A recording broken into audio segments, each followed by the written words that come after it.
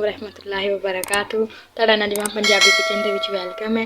तो अज चौथा रोज़ा है तो असी चौथी अफ्तारी बना लगे हैं। तो अज रमज़ान का पहला जुम्मतुल मुबारक है। तुहानू जुम्मे की बहुत बहुत मुबारक होवे। तो अज असी बनावांगे ब्रैड पिज़्ज़ा। तो ब्रैड पिज़्ज़ा बना लगे, जी चीज़ शामिल करनी है वो तुहानू मैं दिखानी है। असी मतलब कि 3 पीस ब्रैड दे लए ने। शिमला मिर्च असी लईए एक अदद, तो इनू इस तरह से कट लिया है। ए प्याज लिया असी एक अदद, इनू इस तरह से मतलब इस तरह से स्लाइस कटने ने असी। ए टमाटर एक अदद लिया, इन्हों भी असी इस तरह के स्लाइस तुसी कटने ने। तो ए चटर चीज़ लईए असी, इन्हों असी कद्दूकश कर लिया है। ए पिज़्ज़ा सॉस लईए असी। तो यह चिकन असी मतलब कि कट के तो उन्होंने बॉयल करके तो दड़ा मिर्च थोड़ी जी नमक पाया तो उन्होंने फ्राई कर लिया असी। तो यह असी दड़ा मिर्च लईए 1 चम्मच। तो हुण असी बना के तुहानू दिखाने। हुण असी ब्रैड पिज़्ज़ा बनाने लगे हैं। तो देखियो असी किस तरह बनाने हैं। असी पहले इहदे उपर पिज़्ज़ा सॉस लगावांगे।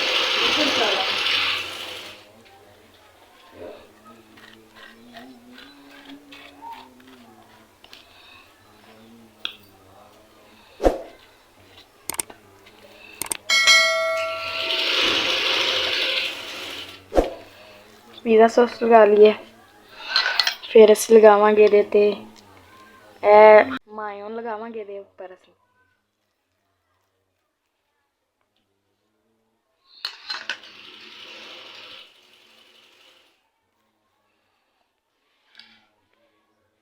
इहदे उपर असी हुण चिकन लगावांगे जिन्हों असी फ्राई कीता सी।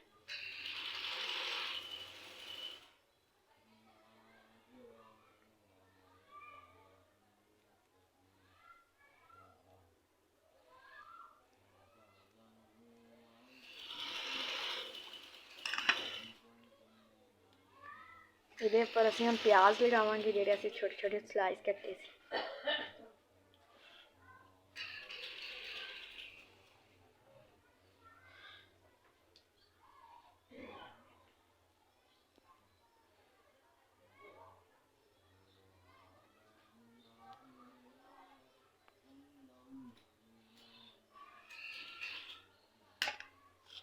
इहदे उपर असी टमाटर लगावांगे जिहड़े असी छोटे छोटे स्लाइस कट लए।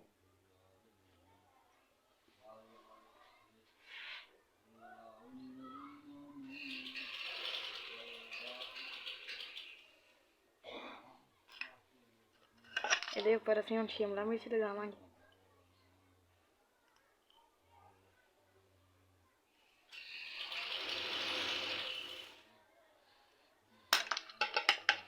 हुण इहदे उपर असी चेडर चीज़ लगावांगे।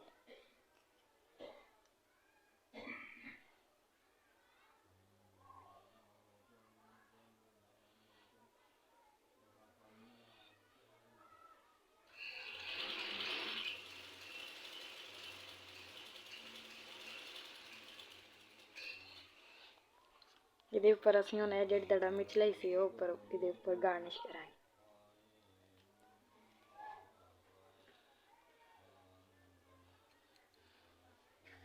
ਇਹ ਸਾਡਾ ਹੁਣ ब्रैड पिज़्ज़ा तैयार हो गया है। बेक करांगे इनू हुण ओवन दे विच असीं रखांगे 10 ਤੋਂ 15 मिनट, फिर तुहानूं असीं दिखाने।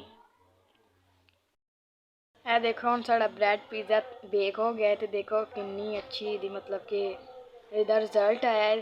तो इहदी खुशबू बहुत अच्छी, इहदी खुशबू आउंदी है। तो खुशबू दे नाल ते मैनूं बहुत ज़्यादा रोज़ा लग गया है।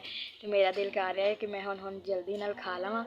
ते ब्रैड पिज़्ज़ा मतलब कि हुण तुहाडा घर पिज़्ज़ा खाण नूं दिल करे, तुसीं ना तुहानूं कोई लिया के देवे, ते घर चीज़ां मौजूद ने तुहाडे, ते तुसीं बनाएओ ज़रूर। ते सानूं कमेंट दस्सिओ कि किस तरह दा बनेआ है। इंशाअल्लाह तुहानूं भी अच्छा लगेगा। ते साडे नजमा पंजाबी किचन नूं ज़्यादा तो ज़्यादा लाइक करियो, शेयर करियो, कमेंट करियो ते सबसक्राइब करियो। तो ज़रूर बनाओ तो कमेंट सानूं ज़रूर दसना कि किस तरह का बनया है। इंशाअल्लाह तुहानूं अच्छा लगेगा। तो अपनी दुआवां च सानूं याद रखियो। खुदा हाफिज़।